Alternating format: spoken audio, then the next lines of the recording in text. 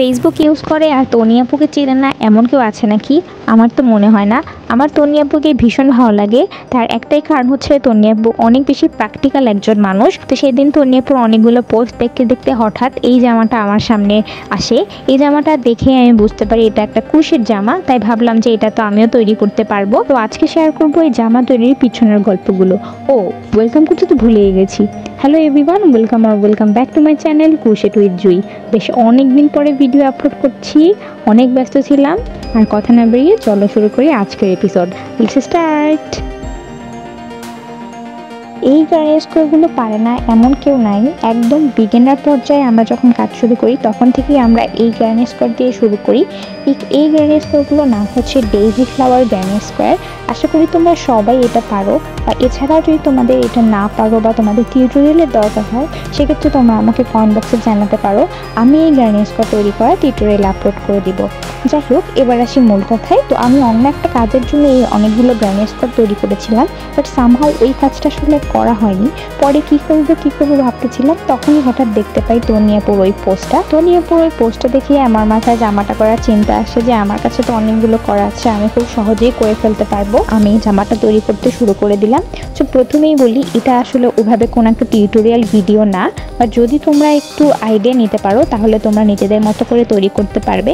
এবং হুবহু এই ডেইজি ফ্লাওয়ার বা গ্রানি স্কোয়ার থেকেই তৈরি করতে হবে এমন না, তোমরা চাইলে অন্য যে কোনোভাবে যে কোনো প্যাটার্ন থেকে তৈরি করতে পারো। তো সবার আগে আমি 4টে গ্রানি স্কোয়ারকে যোগ করে নিচ্ছি।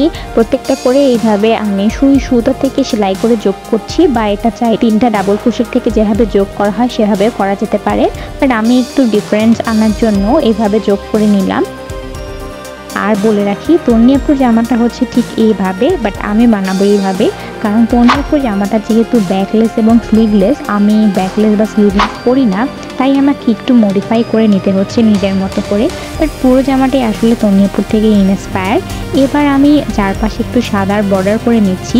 যেহেতু আমার পুরো জামাটা বা বেসটা হবে সাদা, তাই আমি একটু সাদা সুতা থেকে অ্যাড করে সাদার বর্ডার তৈরি করে নিচ্ছি, যেটার জন্য আমাকে প্রথমে তিনটা করে ডাবল ক্রোশেট দিয়ে বর্ডার করে তৈরি করতে হবে। এরপরে আমি বাকি দুইটা একটার সাথে একটা করে জয়েন করে নেব। এটা তোমরা দেখলেই বুঝতে পারবে।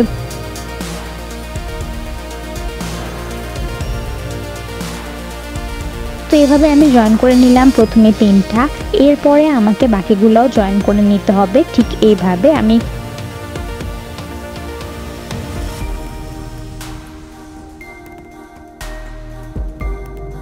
এবার হচ্ছে আমার হাফ বডিটা রেডি, কারণ এটা আমি একটা হাফ বডির মতন করেই তৈরি করেছি, শুধু ফ্রন্ট পার্টটা।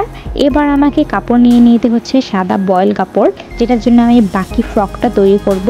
তোমরা চাইলে লেলিন কাপড় নিতে পারো, যেটা কিনা আসলে বেশি ভালো হবে। আমি লেলিন কাপড় পাইনি। এরপরে আমাকে হাফ বডির অংশটুকু কেটে আলাদা করে নিতে হবে। এই পুরো কাজটা আমি আর আম্মু মিলে করেছিলাম। এবার আমরা বাকি পার্টগুলো হচ্ছে কেটে নিয়েছি ছোট ছোট করে, যেগুলো আসলে কুচির জন্য ব্যবহার করা হবে। তোমরা যদি এরকম আরও রিক্রিয়েশন দেখতে চাও সেক্ষেত্রে তোমরা আমাকে জানাতে পারো, আমাকে ইনবক্সে ছবি পাঠাতে পারো, বা যে কোনো পোস্টে আমাকে মেনশন করতে পারো আমার ফেসবুক পেজ ক্রোশেট উইথ জুই লিখে। তাহলে আমি তোমাদের রিকোয়েস্ট অনুযায়ী সেটাকে রিক্রিয়েট করে দেখাবো। এর আগেও আমি আলিয়া ভাটের কার্ডিগান রিক্রিয়েট করেছি, যেটা তোমরা চাইলে দেখে আসতে পারো। আমি ডেসক্রিপশনে বা আই বাটনে লিঙ্ক দিয়ে দেবো।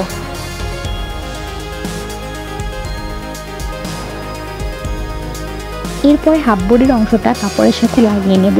এটা খুব সাবধানের সাথে লাগাতে হবে। এখানে যদি কোনো রকম ভাঁজ থেকে যায় বা একটু এলোমেলো হয়ে যায় তাহলে পুরো জামাটাই নষ্ট হয়ে যাবে। তাই এইসব কাজে আমি সবসময় আম্মুকে ধরাই দেই যে তুমি করো, তাহলে আমার জন্য রিস্ক কম থাকে। আর একটা কথা, অ্যাজ এ ক্রোশেটার হিসাবে বা এটা একটা ক্রোশেট চ্যানেল হিসাবে আমি ওইভাবে টেইলরিং বা বিভিন্ন রকমের কাটিংয়ের ভিডিওগুলো অত ভালোভাবে করি না, শুধু একটু তোমাদের সাথে শেয়ার করি অল্প একটুভাবে। তো তোমরা যদি চাও এই ধরনের কাটিং বা সেলাইয়ের ভিডিওগুলো একদম টিউটোরিয়াল হিসাবে পেতে, সেক্ষেত্রে তোমরা আমাকে কমেন্ট বক্সে জানাতে পারো। আমি তোমাদের জন্য পুরো টিউটোরিয়ালটা আপলোড করে দেবো। অ্যান্ড আমার জামা কিন্তু রেডি। আমি সাথে স্লিভ লাগিয়ে নিয়েছি, এবং স্লিভ আর নিচের পোর্শনে আমি হালকা একটু সুতা থেকে কাজ করে দিয়েছি। তো সাদার পাটটা দেখতে একেবারে খুব বেশি সাদা না লাগে, তাই হালকা একটু কালারফুল করার জন্য আমি সুতা থেকে চেইন দিয়ে নিয়েছি।